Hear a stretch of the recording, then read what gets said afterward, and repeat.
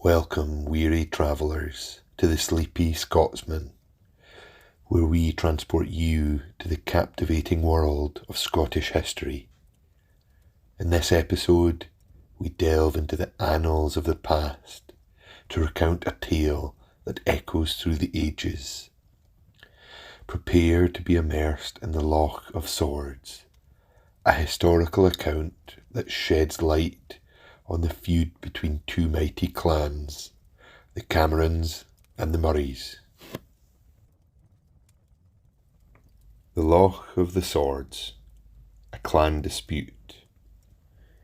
I wonder whether you have ever heard how the Scottish clans came into being. It was in this way. The people who lived in the Highlands of Scotland in far-off days had to find some means of protecting themselves and their family from invasion and from being attacked by strong and fierce, often greedy neighbours.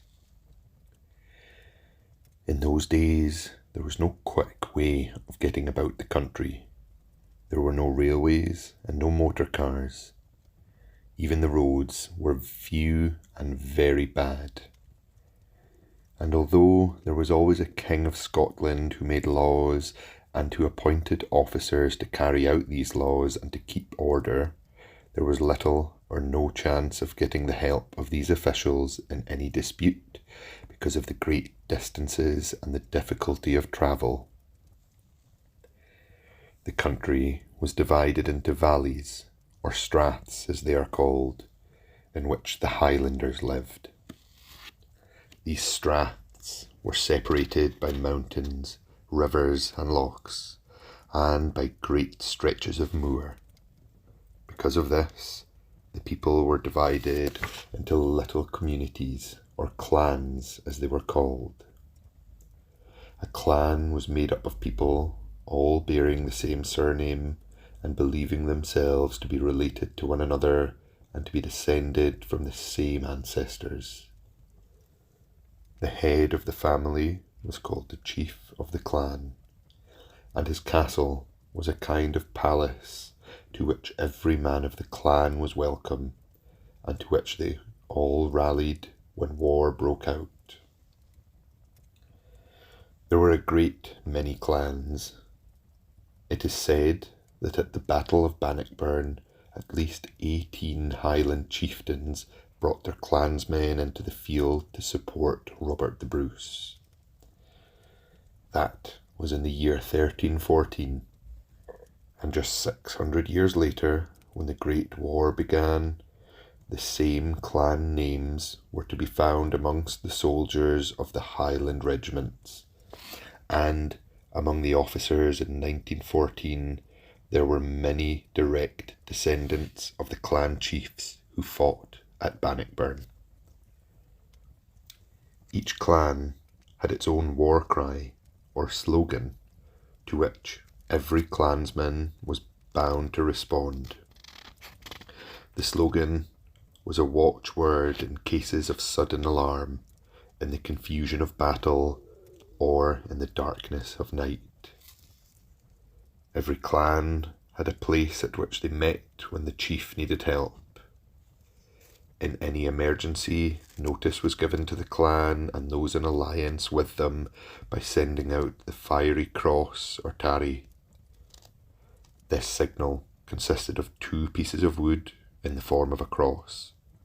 One of the ends of the horizontal piece was set alight, and from the other end was hung a piece of linen or white cloth stained with blood.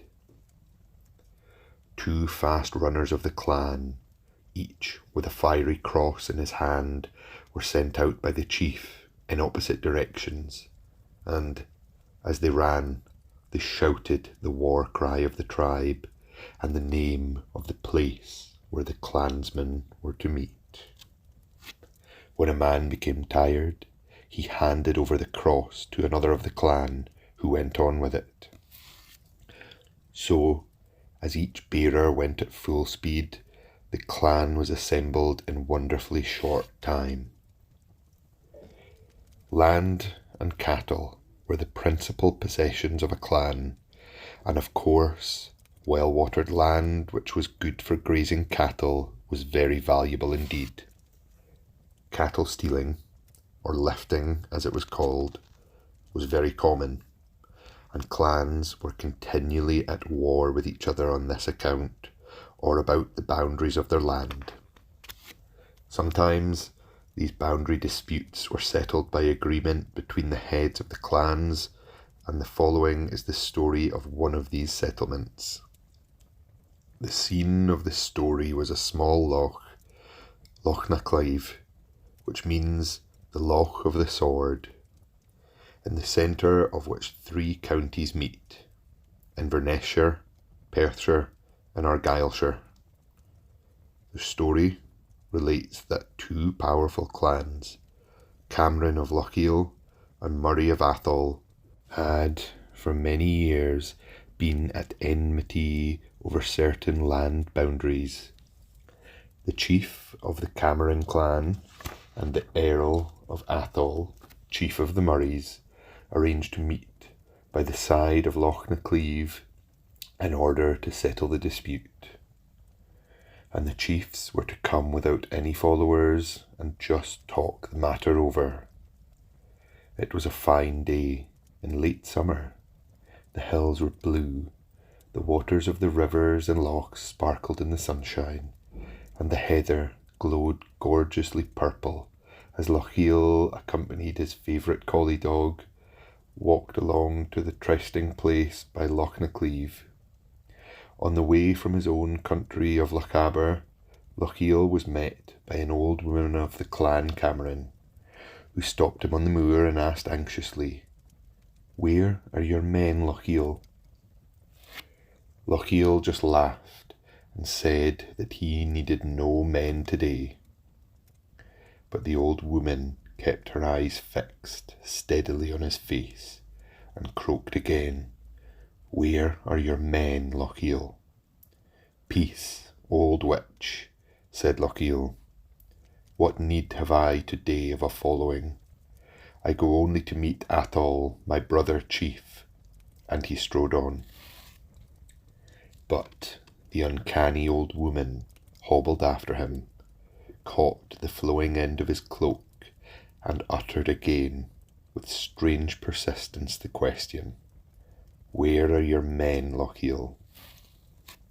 The chief could not help feeling uneasy at this obstinate suggestion of danger, and he returned to the nearest clachan, or village, and collected a following of 65 men. They followed him stealthily, and when he reached Loch na Clive, they hid in the deep heather above the loch. Presently, the Earl of Atholl was seen striding through the heather alone, and Lochiel felt ashamed of his hidden company. The 2 chiefs greeted each other and began to talk of the business about which they had met, but they could not agree, and soon they came to high words. Suddenly Atholl waved his hand in the air, and 20 Atholl Highlanders sprang up from the heather behind him. "Who are these?" said Lochiel. "Atholl Weathers," said the Earl, with meaning in his tone.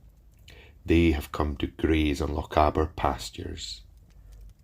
Lochiel had arranged with his men that if he needed their help, he would turn his cloak so as to show the red lining. So there was a wave of bright red where he stood, and instantly his 75 warriors came bounding down to the lochside. Atholl started and said, "Who are these?" said he. "Lochaber dogs," said Lochiel, "sharp-toothed and hungry, and keen to taste the flesh of your Atholl Weathers. Give up, my lord Earl. Your claim to the land for my dogs are fierce, and I cannot much longer hold them in leash." The 2 chiefs looked at each other, and presently Atholl smiled and held out a hand, which Lochiel grasped. At that sign of peace, both dogs and Weathers retreated, and sank down again among the heather, and the chiefs, now in friendly spirit, discussed the businesses of the boundary. A settlement was at length reached, and the Earl of Athol, drawing his sword from its sheath and kissing it, renounced his claim to the land in dispute.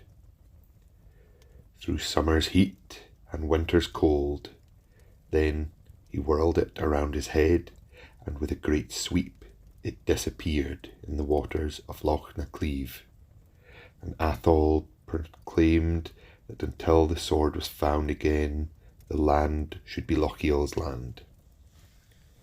3 centuries have passed since then, but one day, about 100 years ago, a boy fishing in the loch drew up a rusty broadsword with a basket hilt, and very much pleased with his strange fish, carried it up to show to the minister of the parish. But the Lochaber men were much alarmed at hearing of the boy's unusual catch, and they would not sleep a night until it was restored to the watery bed where it had slept for the previous 200 years. As the embers of our storytelling fade, we bid you farewell from the cosy hearth of the Sleepy Scotsman. We hope this chapter of Scottish clan history has stirred and piqued your curiosity. If you enjoyed the tale, remember to like, subscribe, and leave a comment. Join our community of dreamers and storytellers as we continue our journey through the rich tapestry of Scotland's past. Until we meet again, may your dreams be filled with the echoes of our ancient land.